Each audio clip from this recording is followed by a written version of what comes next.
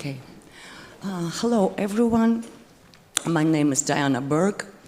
I'm Ukrainian artist and curator from Mariupol, Ukraine.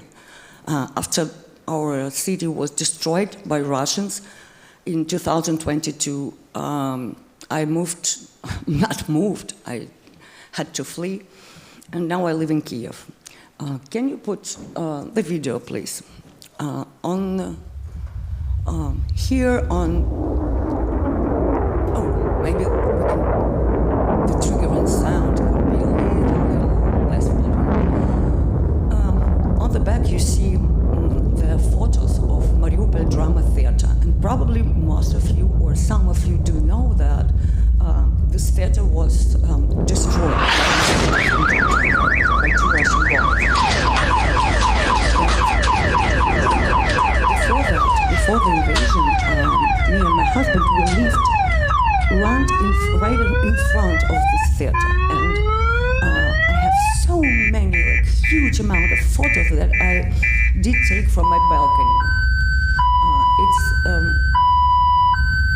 I made this shot for in every season, in every weather, in every event, and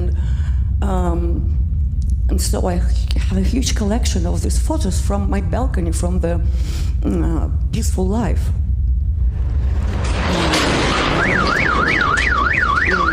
In February 2022, obviously all the shows in the theater were cancelled. And the theater team has turned the building to the shelter, to the hideaway, to the safe haven, sheltering the people from all over the city whose homes were destroyed. And to me, this is an amazing example of how artistic community can help survive hundreds of usual people.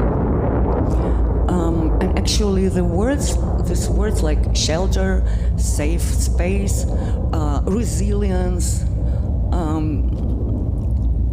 mean to Ukrainians, distorted minds, distorted by war. We literally hear automatically the physical side of these words. The shelter, the resilience, just think of it. In every building, in every space, in all over Ukraine, there is a writing that says where is the nearest hideaway in the event of bombing, which happens all the time, where people could hide. And some shelters are really good, like the metro stations, say. Some are smaller, and even in every apartment, in our apartments of Ukrainians, there are small shelters, small hideaways that where we go. Usually it's at night when you hear the siren. You just move there. It won't. Of course, it won't defend you from the direct hit of a bomb or missile or drone, but at least it will cover you from the shattered glass after the explosion. And of course, it makes us very vulnerable, but at the same time, along with this vulnerability, we feel a huge support because this war has shown how the world can support and solidarize Ukraine, and this makes us defy this vulnerability.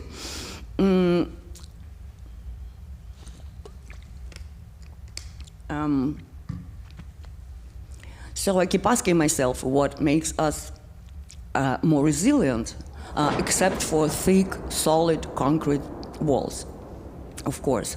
And to my mind, it's determining what values you have and sticking to these values and defending these values no matter what, how hard it is. And like, for example, for the theater, the drama theater, the greatest and highest values were human lives. And although people did not survive, although these two bombs destroyed the whole building and the whole shelter, and although, yes, and the building has turned into a mass grave, it still is an example of what we say, people endured. It's the concrete that did not.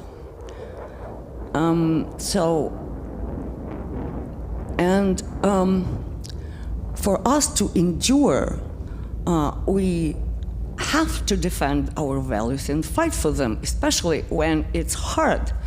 And for what it means for the artistic community, well, it's usually human rights and freedoms, it's democracy, it's fighting the injustice, and you, us all, should be consistent and do not lie to ourselves. What I mean? It means that some organizations still give the stage for Russian culture.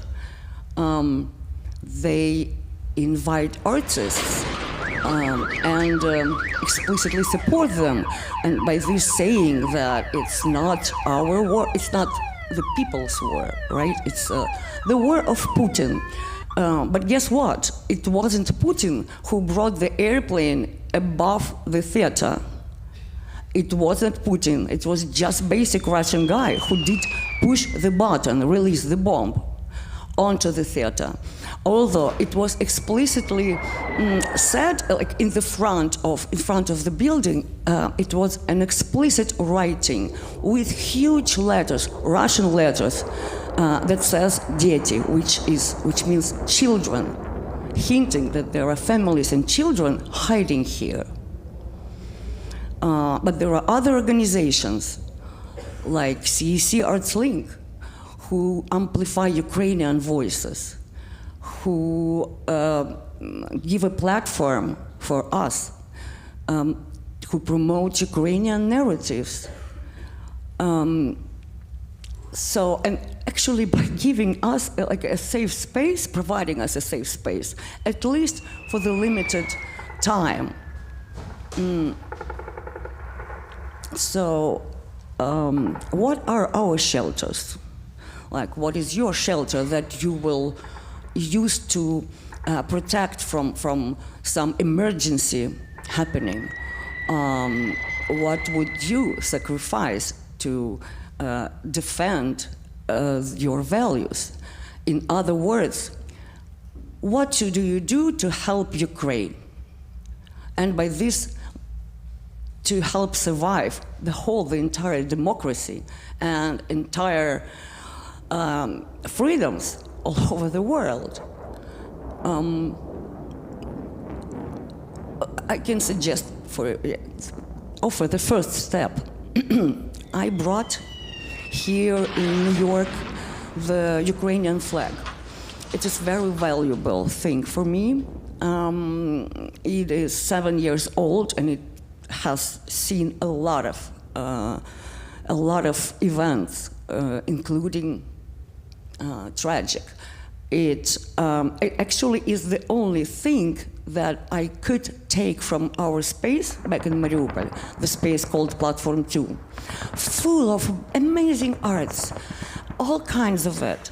But still, it was the only thing I could take, because you never take all of things that are valuable to you when you escape and break through the besieged city of Mariupol.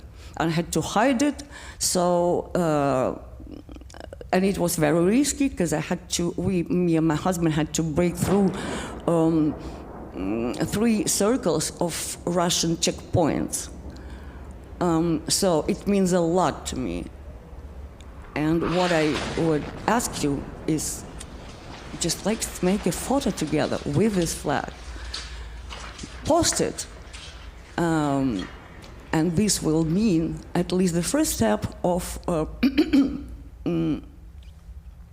you saying you do support Ukraine and you are resilient and you want to make all of the world resilient. I know it sounds very like big, but it still is. So that is my request. Let's do it before the lunch, after lunch, whatever. And I want you to be on this photo, okay? Thank you. Oh, one more thing, just for your information. In case of bombing, in case of shelling, in case of artillery, bombs, missiles, drones, whatever, in this case, the shelter and safest place here, just for you to know, is at staircase A on the second level.